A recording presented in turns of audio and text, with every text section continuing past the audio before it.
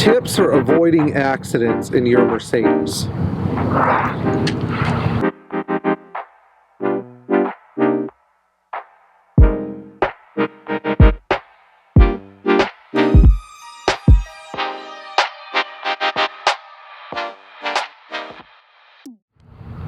So today we're going to talk about how to avoid accidents in your Mercedes Benz, but we're actually going to do this not in the way of me saying, oh, don't be a reckless driver and speed everywhere. We're not talking about that. We're actually talking about some real life lessons I've learned being a defensive driver. And being a defensive driver is an art and a skill form that I would say is probably akin to being a very good rally driver or something like that, except it's a skill you get to apply in everyday life. So let's go through 6 tips that I've come up with that I want you guys to apply so that you make sure nobody totals your car. Now, to preface this video, as most of you know, insurance companies hate classic cars.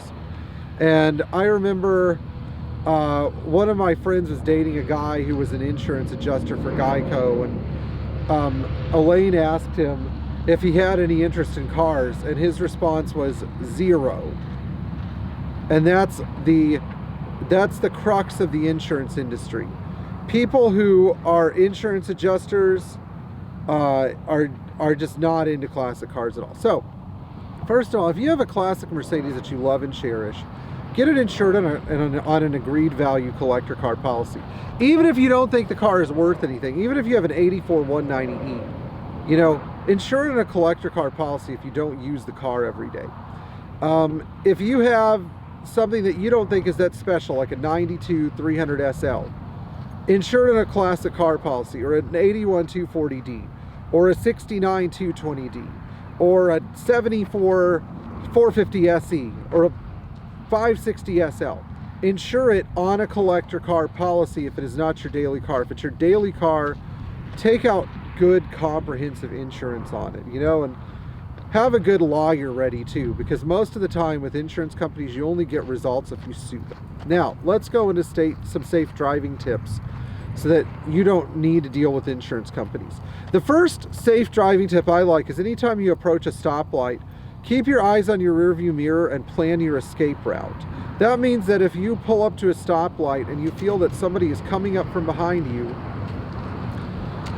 keep your eyes open and make sure that there is not a car coming fast behind you that could possibly rear end you, and make sure that you have a place to pull off, whether it's onto a median or back into another lane if you feel this person could hit you.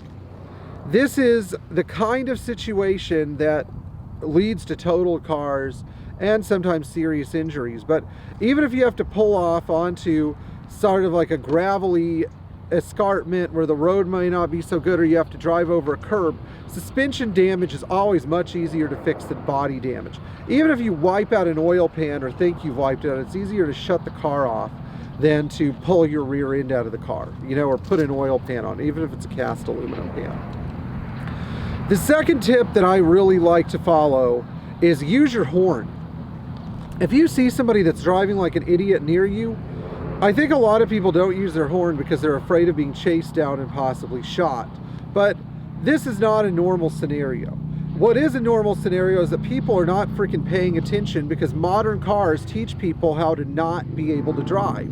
They dumb down your cognitive and split-second ability making decision process with all their stupid driver aids, and as a result people don't make any effort to try to drive cognizantly.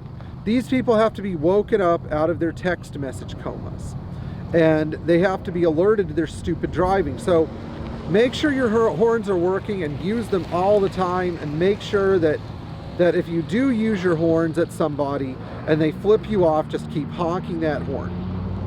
Horns are meant to be used. That's why there are 4 of them on a 560 SEL. Now, a third area that I think we could probably use some improvement is making sure we're actually moving with the flow of traffic. A lot of people do not move with the flow of traffic. Case in point, when one of my customers is driving my 300 TD and was driving in the right lane of I-95, being a moving roadblock, driving at 40 miles an hour, and he got rear-ended at 70 miles an hour. Well, that's what happens. You have to drive your car. You can't drive along at 60 when everybody's doing 80. You have to trust the car drive. If your car is a mechanical issue that keeps you from using it at highway speeds, deal with that issue. But Mercedes are actually fast cars.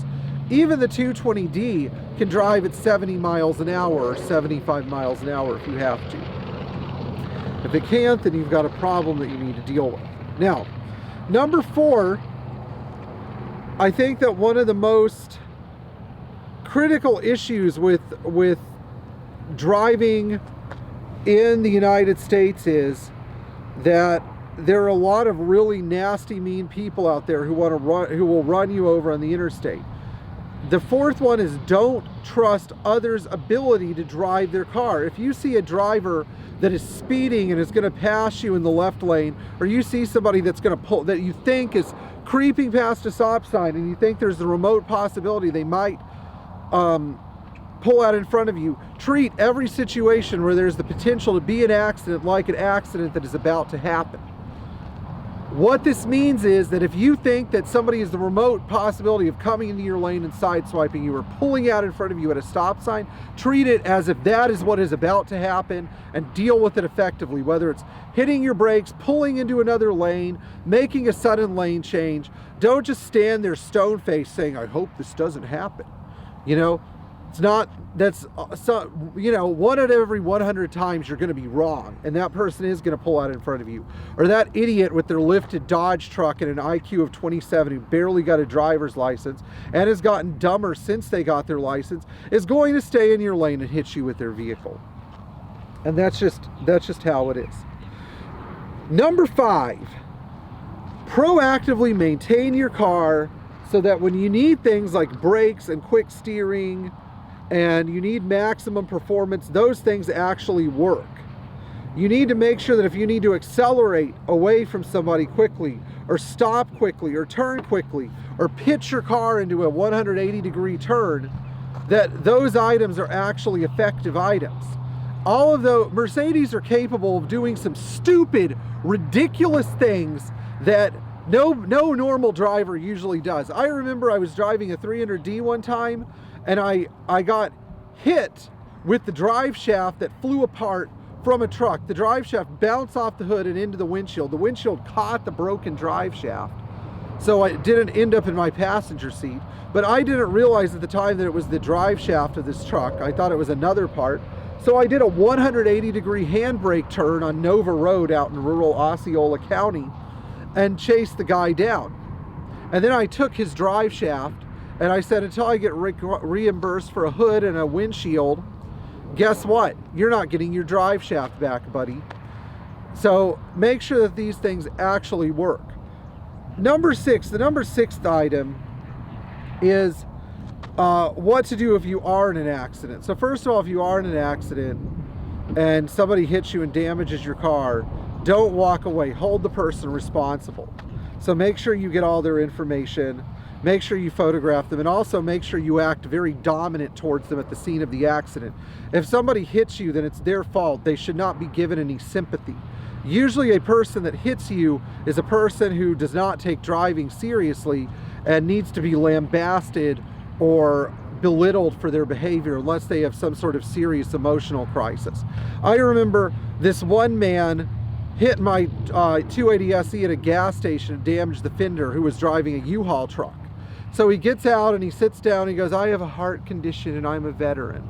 And I'm like, okay, thank you for being a veteran, but if you have a heart condition and you can't pay attention to what you're doing with this giant freaking U-Haul van, then you shouldn't be driving. I was like, is not enough blood oxygen reaching your brain?